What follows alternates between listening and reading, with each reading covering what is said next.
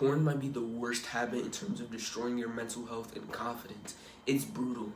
When I was 9 years old, yes, 9 years old, not even double digits, I came across those Snapchat bots. You know those Snapchat bots, or just those bots in general that send you nudes and like say like, oh baby, come do this and all that stuff, right?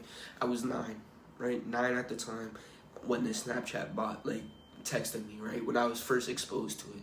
I didn't know what boobs were. Well, I knew what boobs were, but I didn't know they were sexual. I didn't even have sexual thoughts.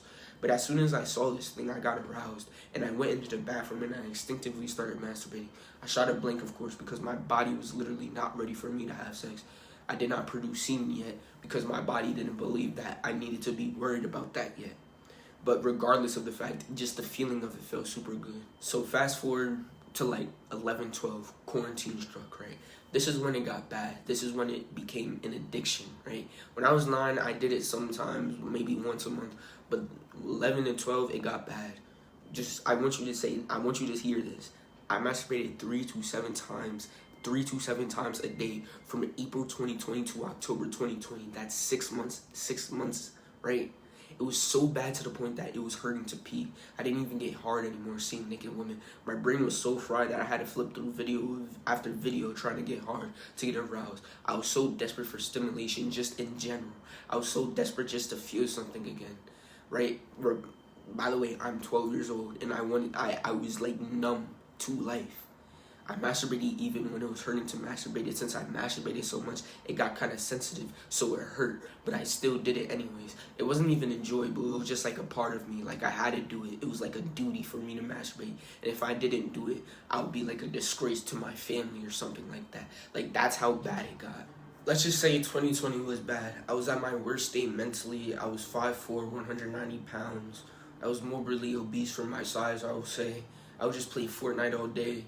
Although Fortnite was good back in the day, I would just play Fortnite all day. I would even skip my Zoom classes to masturbate. I was a fiend for I was a gold tier gooner, let's just say that. I was always anxious all the time, wondering if people knew what I did, wondering how disgusting they think I am, if they knew what I've done, because it was disgusting.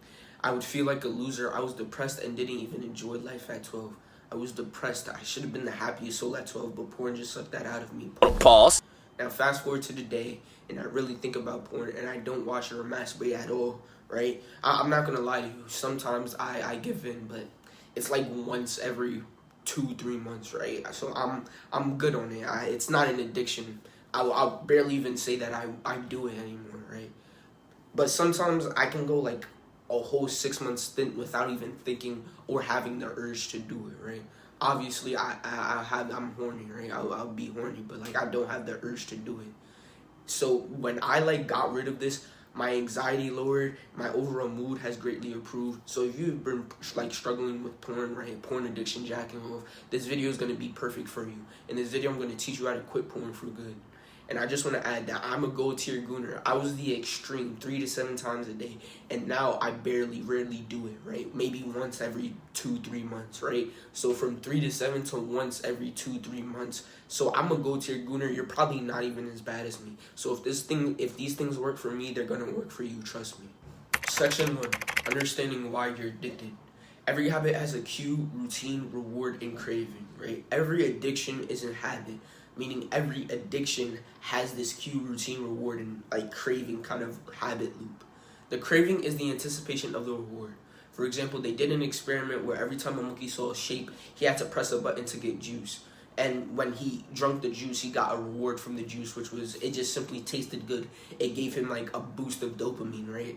So whenever he saw the shapes on the screen, right, the cue again, he would crave that reward. He would anticipate the feeling that he would get when he drinks the juice. So when you see a cue or a thing that triggers your craving, which is the anticipation of the reward, you spring into action on that habit. Then you get a reward from doing that habit, right? And I like to say there's 2 different types of rewards, a shallow reward and a deeper reward. Your shallow reward are the immediate benefits you get for doing something. Since we're talking about porn, let's use that as an example. A shallow reward for porn can be as simple as the release of pleasure of, actually releasing, right? It can be stimulation, you just like how masturbating feels, right? Maybe you're a freak and it can be that you watch it for entertainment. Whatever it is, Think about your immediate benefits porn gives you. And the trick is not to think too hard about it. The harder you think about it, the harder it's going to be, because these are shallow rewards. They're meant to be quick. Usually there's one main shallow reward for every habit. Think of yours, because it's going to be important for the next type of reward. And the next type of reward is deep reward, right? Your deep reward is the root of your problems. It's the real reason why you do this habit and why you're addicted to it. To find your deep reward, you need to ask yourself, what does my shallow reward give me? Let's say your shallow reward you picked is the pleasure of release, right? Then you would ask yourself, what does the pleasure of release give me? Now, there's two groups that this answer to the question can lie into, right? When you have a deep reward, it can fall in either you're running away from something, whether that's an emotion or a traumatic event that's happened to you, or just something in general, just running away from something in general, or you desire something that's like just human to desire, such as love, intimacy, status, brotherhood, etc. And porn helps you achieve that thing. Maybe the pleasure of the release helps you run away from the stresses of your life, and porn helps you forget about them for a little while. And that's why you're so addicted to it. And you stay addicted to it because you're not attacking the root problem, which is the stress in your life. If you tackle that, you have no reason to jack off and watch porn, right? Because basically, if you attack the root problem, there's no actual reason for you to even do that thing, meaning you're not going to do it. Section 2. Don't just break it and replace it. Don't just break the bad habit. Don't just break the porn addiction, in air quotes, heavy air quotes. Replace it with something else. You must understand that you're addicted to this thing because it helps you run away from something or helps you achieve a desire. And just because you broke the habit doesn't mean broke, again in air quotes. Just because you broke the habit doesn't mean that desire for that thing or want to run away from those emotions are going to change. So what would happen if you just broke air quotes again, if you just broke that porn addiction? If you try to just break the habit, you'll be good for a week, right? Even 2 weeks if you're like that. But eventually you simply just go back to drinking golf again. And why is that? Because you didn't replace something else to fulfill your desire or allow you to run away from something, that thing that you're scared of or that thing that you don't want to deal with. The biggest way to deal with your identified root problem isn't trying to destroy it. It's by feeding it a new habit, a new addiction that's good. The best example I have to kind of reiterate this point is Alex Pereira, and I always use him because he's just the perfect example of how this thing works, of how this process works. If you don't know him, he's a double champ in the UFC, one of the best and most unique strikers in the world. But before this, he was an alcoholic, and he even said it in an interview. He said that he used alcohol or that drunken high to help him run away from the fact that he had no purpose. So how did he stop his alcohol addiction? Because he isn't addicted to alcohol anymore. How did he stop it? He did it by going to kickboxing and training MMA. And how exactly did those things help him?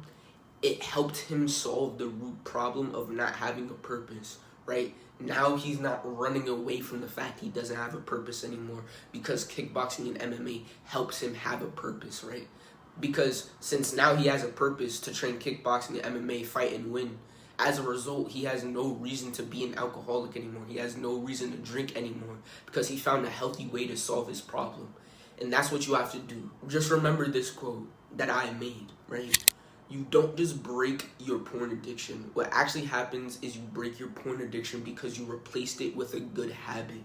As a matter of fact, this goes for any addiction. You don't break the addiction. You break it as a result of replacing it with something that's good. So basically what I'm trying to tell you is 80% of this battle is trying to find a good habit, which can be gym, meditation, martial arts, working on a business, reading. It can be any good habit, and a good habit is something that gives you something positive in return and helps you get closer to your goal. So what I'll say the very first step to identifying a good habit that will help you replace this porn addiction is first having goals in mind, having something that you want to strive and achieve to. And the only real checklist you need for this to work is that the good habit has to fulfill or help you run away from that thing. And if it checks that off, you're going to use that, or at very least you can use it if you want to. Now all you have to do is develop and begin to get consistent in that habit. And I'm not just going to leave you hanging. I'm going to teach you how to develop in a habit and get consistent in it. To develop a habit, you need to learn about it, whether that's watching videos, reading books, and most importantly, actually doing that habit and seeing what works for you and what doesn't, right? And then you get consistent in that through, creating a benchmark. And the benchmark is the point at which you're going to start. So for example, let's say I pick the gym as my habit. My benchmark would be like 2 times a week. So I have to go to the gym 2 times a week. That's my benchmark. Now, after you got your benchmark, basically you just do that benchmark until it does 2 things. Either that benchmark gets too easy, so me going 2 times to the gym every week gets too easy, or you feel like you can do more than 2 times a week, right? So if you either feel like it's getting too easy or you feel like you can do more than it, then you increase that benchmark 1 step. So again, that gym example, you can say after 2 days a week gets too easy or you feel like you can do more, you're like, okay, let's do 3 days a week. Then that becomes your new benchmark. And when that gets too easy or you desire to do more than that, you go to 4 and then 5. And then maybe when you get to like 5 days a week, you're at a point where you've maximized your gains. Now this process can either be on a daily level, right, or a weekly level. This example is a weekly level, and weekly levels have, days a week. Okay, so I went to the gym 1 day a week. 1 day this week, my fault. 2 days this week, 5 days this week. Oh, I meditated 3 days this week, right? That's a weekly approach. A weekly approach is through days, how many days you did it in that week. A daily approach talks about how much of that thing you do in a day, and you use measurements of time, like hours or minutes. So for example, let's say your good habit is reading, and your goal is to get like 2.5 hours of reading in every day. But you can only read like 15 minutes and you're like, I'm done, I'm bored. That would mean 15 minutes is your benchmark, right? And you're going to say to yourself, you're going to read for only 15 minutes a day, every day, and that's it. And eventually that 15 minutes will get too easy. Or eventually you feel like, oh, I can do more than 15 minutes. So now what you would do is you increase it to maybe 20 or 30 minutes a day, and then maybe 45 minutes a day, then maybe 1 hour a day. And you keep on doing that until you reach that 2.5 hours a day reading like kind of goal that you have. Or maybe it's deep work and you want to study, but right now you can only do 30 minutes of studying before you get distracted and you want to do this and that and all of that. So 30 minutes would be your benchmark. Boom, you do 30 minutes of deep work. This can be studying or working on a business, whatever it is. You just do 30 minutes of deep work, and when that gets too easy or like, oh, I can do more than this, then you do 45 minutes, then an hour, and you keep on going until you maximized it. Maybe you can do 6 hours, 8 hours, or maybe even 10 hours of that work and studying. So this is a daily approach where you focus on how many minutes or hours you do something in a day. A weekly approach would be that gym example where you focus on how many days you did that thing throughout the week. So basically you develop in this habit through learning, reading books, watching videos, and through experience by actually doing the habit. And you get consistent in said habit by either doing a weekly or daily approach, whatever works for you. A daily approach, you increase the number of minutes or hours you do something a day, or a weekly approach where you increase the number of days you do that thing a week. Each of these will have a benchmark or a place you start at, and once that benchmark gets too easy or you feel like you can do more than that benchmark, then you slightly increase it, and that will be your new benchmark, and then the cycle just repeats and repeats until you maximize your input, where you can't go to the gym anymore, you can't do any more deep work anymore, like you can't increase the number anymore. Okay, so you know how to attack your root problem through replacing the bad habit with a good one that satisfies your root problem. You kind of got a one-on-one guide on how to develop and get consistent in this good habit. But how do you track your progress? Because it's all fine and dandy to do all of this stuff. And this is the only thing you have to do. You don't have to do anything else. You just have to find a good habit, replace it, and try to develop and get consistent in it through that process I showed you. And literally your porn addiction will be gone like that. It's that easy. This is not complicated at all. But anyways, I just wanted to add that, right? But anyways, how do you track your progress? Section 3, how to track progress. NoFap is bullshit, plain and simple. It's not a viable way to track your progress. Because first off, why the fuck are you counting how many days you haven't beat your meat? That just implies that you're going to beat it again. But the whole point is to not beat it again, right? So why are you counting, oh, how much you lasted this time? That makes no sense. That's the first problem I have with NoFap. It implies that you're actually not past your porn addiction. And the second problem I have with it is it tracks how long you haven't fapped for rather than how many times you stroke the dragon.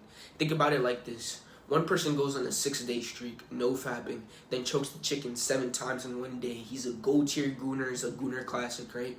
And the other person only stretches the slinky 1 time every day of the week, right? They're both fapping the same amount. But the no-fap people, the no-fap guys would say that since this guy had a 6-day streak, he did better somehow, just because he didn't beat it for 6 days straight. When in reality, they did the same amount of volume. They just stretched out.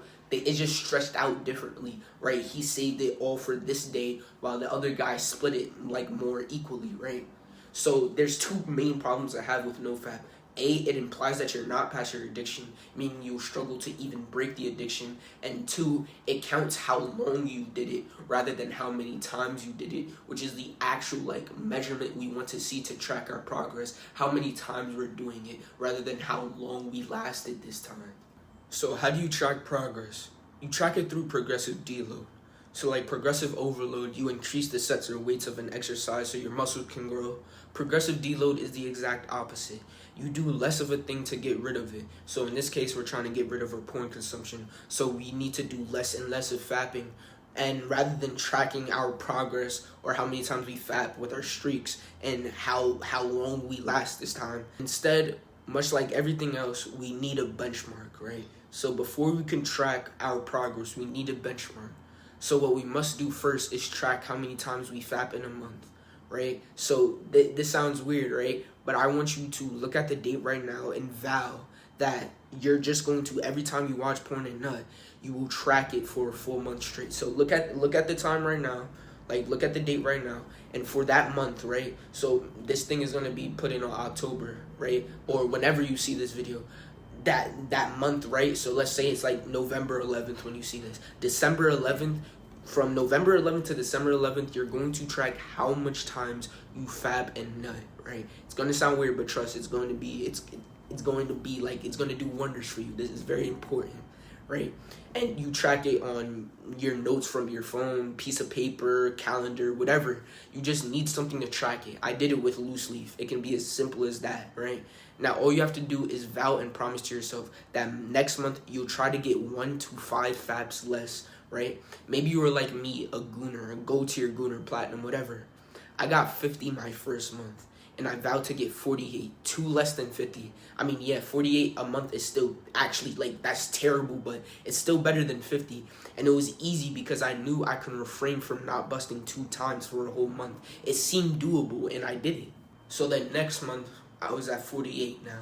So next month I was like, I wanted to do 45, then 40, then I did 37, then 34, then 29, until I made it all the way down to 3. From 50 to 3, I'd say it took me about a year and a half, from 14 to 15 and a half. And now, right now, currently at 16, I don't beat my thing anymore. I don't beat my shit anymore. I would admit sometimes I still do, but it would probably be like once every 2 to 3 months. Imagine that in 2 years, I went from 50 a month to not doing it at all or only doing it once every 2 months. Just through not focusing on my no fap streak, but focusing on trying to fap less and less, 1 to 5 times less, around that. Small steps until I reach to never doing it again. So for you, you do the same thing. Track your progress, but try and actively get 1 to 5 faps less like this month. And I was on the extreme. So anything over 30, I would say is extreme because you're just doing it multiple times a day. At that point, it's just extreme. So if you're extreme like me, this process will probably take a year and a half to 2. But for most people, you can literally stop your addiction in 6 months. And I'm not trying to say, oh, this is fast, because it's not fast, right? This takes months and months and maybe even a couple years to finally do it. Because it's small incremental steps. There's no holy grail that you can instantly stop in a month, right? This takes small steps beats big sprints any day, bro. Come on, bro. Because if you're sprinting and then you stop, it's like the tortoise and the hare. Small steps while the hare is sprinting and stop. You're consistently treading through that path. So it's going to take a long time, and I'm not promising you that it's going to be fast, but I'm promising you that it's going to work. Section 4, the identity and vow you're going to carry. You are now a person that doesn't watch porn or jack off. You aren't a person that's trying to quit. You're a person that has quit. And you must carry yourself that way. You do that through making this vow. You're going to delete all the cues, the Instagram models, the Twitter porn, the Reddit, OnlyFans leaks, whatever it is. You're going to delete them all and make it as hard as possible for you to reach that cue. And if you do catch yourself having a peek and looking at the cue, don't get mad or feel bad. It's just going to make you want to do the fapping more, right? Because when you feel bad about, I accidentally watched this girl shaking ass, it's attached to your identity, right? And when it's attached to your identity, you're just going to do it. And there's nothing you can do about that because your identity is the strongest thing that you have. Whenever you get a craving and feeling to watch it, instead of immediately going into action, sit with the feeling and tell yourself that you're better than this. You're better than that. Going and fapping and watching other men fuck women, you're better than that. That's weird. You're better than that. And this is the new way you're going to view yourself. If you do fap, don't feel bad. It will make it worse because now when you feel bad, you attach it to your identity and you'll get anxious or it'll make you feel like a loser, which will make you do it more. Every time you fap, don't feel bad. Rather, you should just focus on improving and lowering that number, that benchmark that you set for yourself that we did in the last section, right? Just focus on improving and lowering that number, right? And don't feel bad if you fap. As long as that number is going down and down and down every month consistently, eventually you're going to stop fapping. So don't feel bad if you fap. Feel bad if your numbers are increasing, right? But if they're lowering down and lowering it down, don't feel bad for fapping, okay? Because eventually, if they keep on lowering down, eventually you're just gonna stop, and it's that simple. I just want to add that I have free one-on-one coaching calls where I help young guys lost in their journey of self-improvement gain clarity and knowledge on how to actually start progressing in their goals without the uncertainty on whether they'll achieve their goals or overcome their roadblocks. So again, it's free. You just book the one-on-one call and we can just talk about whatever you feel like is stopping you from making progress and finally accelerating. So if you're interested, links in the description below. And again, it's free. Anyways, that's all I have for today. I wish you luck in your journey, and peace.